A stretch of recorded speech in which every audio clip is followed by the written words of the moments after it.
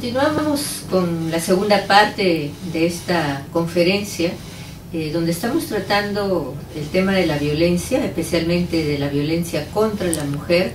y de ver la posibilidad de cómo a través de la familia y de otras instituciones podemos paliar este problema.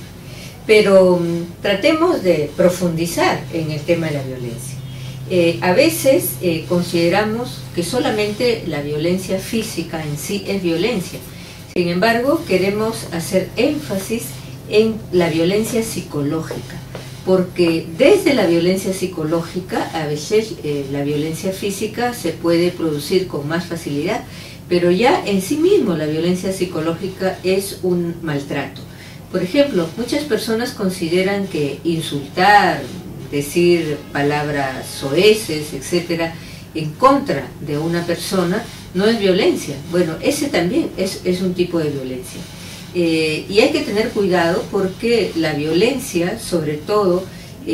maltrata la autoestima de personas o que son menores o que son adolescentes o que son personas, por ejemplo, de la tercera edad que tienen una especial sensibilidad para lo que es el trato con ellas. Los padres, por ejemplo, son muchas veces los agresores de los hijos. A veces también los hijos, sobre todo en determinadas edades. Y cuántas veces el desprecio por las personas de la tercera edad, especialmente pues contra nuestras abuelitas, que también son mujeres, porque cuando hablamos del maltrato o de la violencia contra la mujer, no nos estamos refiriendo solamente a la mujer madura, también a la mujer que ya ha pasado años en su vida, o a la niña, o también a la joven. Muchos adultos reconocen que efectivamente castigan a sus hijos, pero no llegan a reconocer que determinados tipos de castigos, entre comillas, son violentos, tanto desde el punto de vista psicológico y muchas veces desde el punto de vista físico. Y los datos que tenemos no son nada presentables, digamos. Por ejemplo, podemos asegurar que el 41% de mujeres en el Perú dice que en algún momento ha recibido maltrato de su pareja. 41% significa prácticamente la mitad de mujeres en el Perú. Un alto porcentaje de estos maltratos son sobre todo maltratos psicológicos, es decir, no solamente estamos hablando del maltrato físico, sino psicológico. Y en el caso de los niños, el porcentaje es más alto, niños y niñas adolescentes. El 95% de los niños y de las niñas en edad adolescente o pequeños, manifiestan que han recibido un maltrato, ya sea de sus padres, ya sea de los profesores o ya sea en general de personas mayores. Acordémonos, por ejemplo, del caso de este niño travieso que malogró el automóvil de una persona, un niño que lamentablemente recibió por esa travesura un maltrato físico de grandes dimensiones. Hasta ahora no se sabe si el niño va a perder la vista o no va a perder la vista, pero yo creo que todos recordamos esas imágenes de la televisión donde se le veía a este pequeño de 8 años o 9 años que prácticamente pues lo habían dejado con un rostro monstruoso de la paliza que le había propinado el dueño del automóvil. Entonces hay que tener mucho cuidado, no puede ser que por una travesura de este tipo, ¿verdad?, que puede merecer, digamos, reprenderlo, hablarle, se reaccione de esa manera. Yo no sé finalmente qué va a hacer con ese agresor, qué cosa ha sucedido. Sería bueno que veamos el caso terminado, pero yo creo que ese es un ejemplo bastante significativo de hasta qué punto la sociedad, no solo el entorno familiar, el vecino o quien sea, está, digamos, reaccionando de esta manera tan violenta. Se dice que las niñas y adolescentes son las más vulnerables a agresiones familiares. Nosotros entendemos que un niño puede ser travieso, que un adolescente está pasando por un momento de su vida que es bastante difícil, pero todo esto no, digamos, es argumento, ¿verdad?, para que haya por parte de los padres, de los maestros o de quien fuera, una reacción violenta. Por eso es que los padres tienen que tener unas capacidades más allá, ¿verdad?, de cualquier otra cosa, para poder educar a sus hijos desde el punto de vista del diálogo, desde el punto de vista del convencimiento, desde el punto de vista de la argumentación, dedicarles mucho tiempo. A veces el problema de la violencia es esa, que como no se les dedica tiempo, resulta que no sabemos quiénes son nuestros hijos, no sabemos qué es lo que quieren, no sabemos cuáles son sus vacíos, sus carencias, y es fácil pues frente a una conducta que no es una conducta dentro de los cánones normales, reaccionar con un tipo de violencia que puede ser psicológica o que puede ser física. Y por otro lado, no queremos tampoco olvidarnos de lo que es el abuso sexual que se da entre niñas de 7 a 11 años y que se da también mucho entre jovencitas. Entonces, dentro del entorno familiar hay que estar muy atentos, porque lamentablemente pues no se puede confiar en todas las personas, a veces del entorno familiar, de repente no tan cercano, pero sí un poco más lejano, ¿verdad?, con conductas, ¿verdad?, que pueden ser de este tipo. Nosotros, como decíamos antes, apostamos por la familia, apostamos para que se entienda que con el fortalecimiento de la familia, este tipo de situaciones violentas van a disminuir. Apostamos también por la escuela, como que apostamos por los medios de comunicación, como que apostamos por medios de comunicación más de tecnología de punta, como puede ser el internet, ¿verdad?, que en realidad no son en sí ni buenos ni malos, sino que son instrumentos, ¿verdad?, a través de los cuales las personas o se pueden educar o pueden mejorar, o lamentablemente pues pueden deseducarse y caer en situaciones en las cuales estas personas se vuelven agresivas, violentas por cualquier cosa, y a la mínima de cuestión que les moleste, pues lamentablemente reaccionan, sobre todo con el más débil, de manera violenta. Entonces, ¿qué pasa cuando nosotros no trabajamos con la familia? Cuando estas familias lamentablemente se llegan a romper, o cuando hay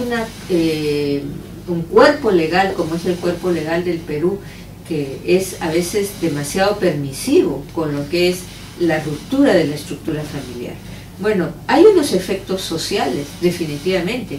Vemos cómo se incrementa la criminalidad, el abuso de menores, el alcohol, las drogas, y esto es porque no hay una presencia real familiar, por lo que sea, pero que no lo hay.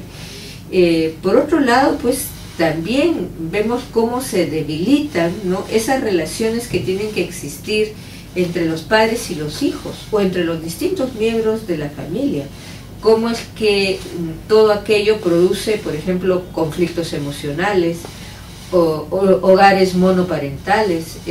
divorcios, menos personas que se quieran casar, porque claro,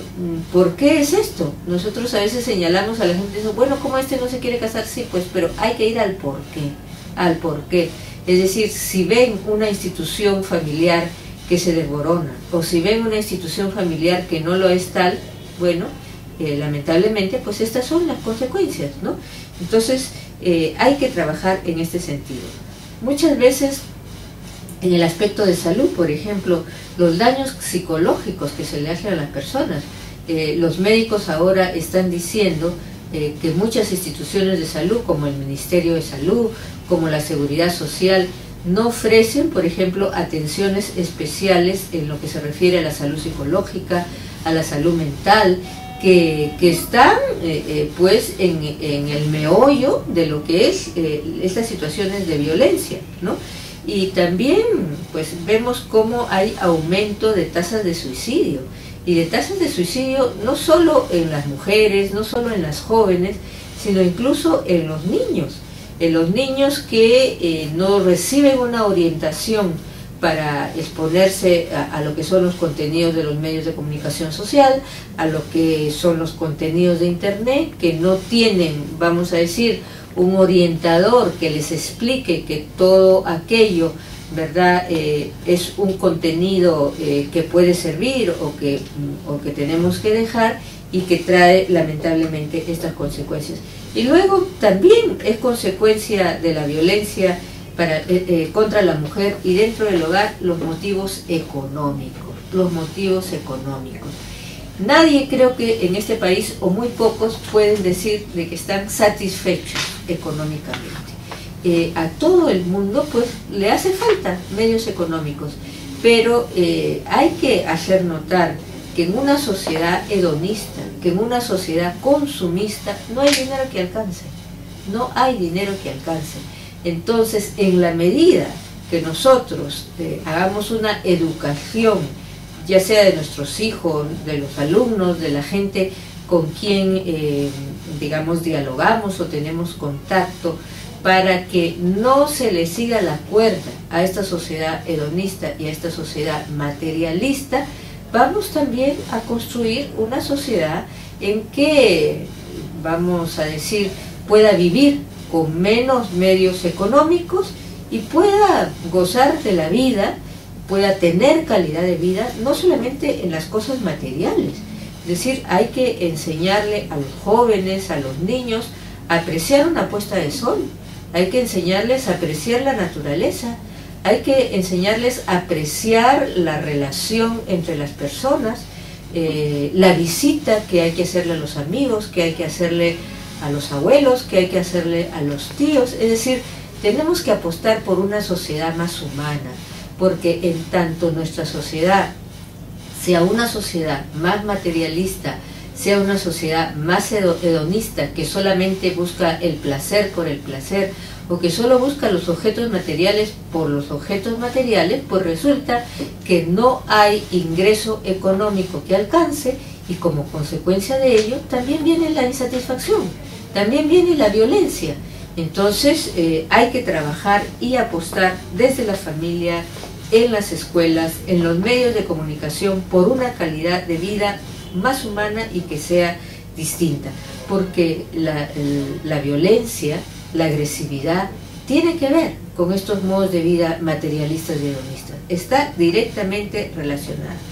Por tanto, tenemos que apostar por una sociedad que sea una sociedad que se encargue de desarrollar la persona humana, que valore la persona humana, más allá de si la persona humana tiene o no tiene dinero, más allá si la persona humana es de un color o es de otro color, más allá de si la persona humana le gusta una cosa o le gusta la otra.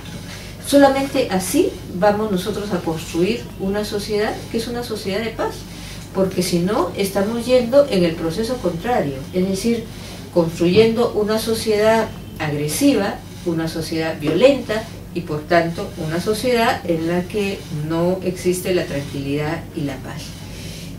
Una de las cosas, por ejemplo, que nuestra sociedad pone como reto, ¿verdad?, es el hecho de que ahora los dos padres trabajan.